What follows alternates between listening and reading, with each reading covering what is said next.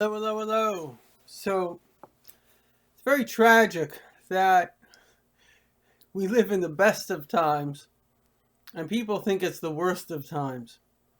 From any objective standard, if you want to know if something is best, you have to have an objective standard. So, say I'm telling you this is the best pen that exists. So, I have to compare it to this.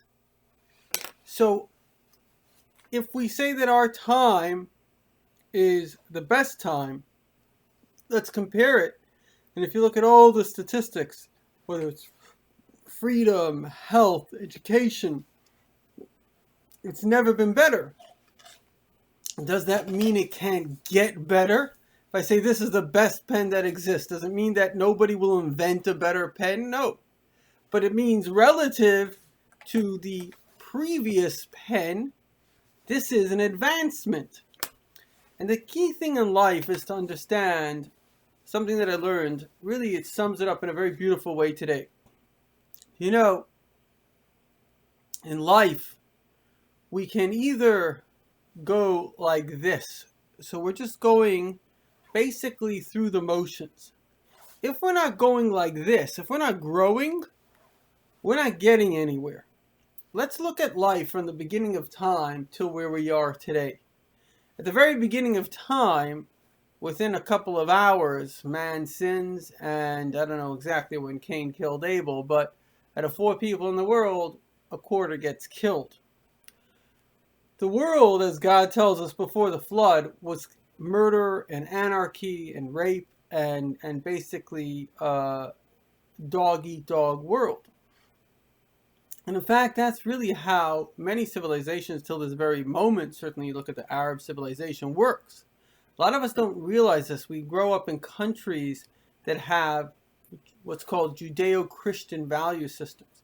And those value systems fundamentally put into place certain things that really are Jewish ideas, such as a justice system and a fair one at that.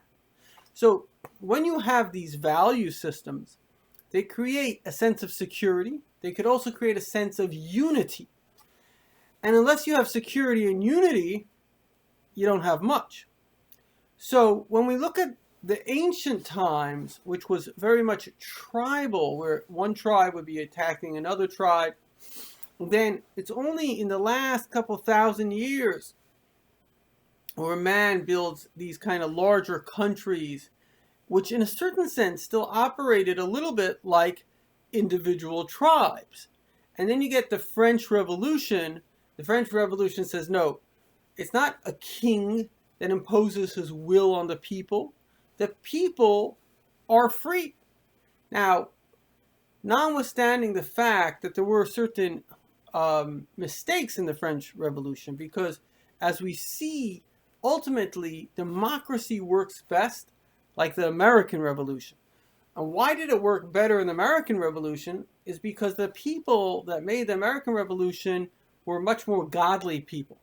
So when you have a situation where the government is not mixing in to the affairs of the people that much, it's not controlling them, yet at the same time the people have a strong value system, you have an unbelievable story, which is really the success of the American empire, if you want to call it that.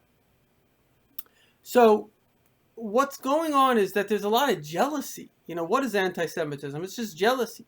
And so we have all this jealousy against America and all this hate that has come to this anti-American stuff and focusing on, oh, white people did this. Well, you know what?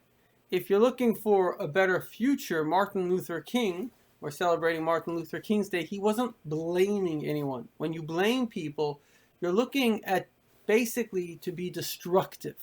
When you're looking to be constructive, you say, what's the solution? And so to conclude, never has it been better.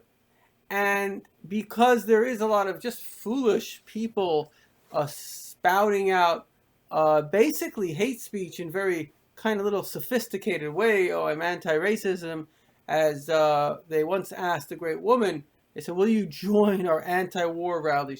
She said, no, but I'll certainly join a peace rally.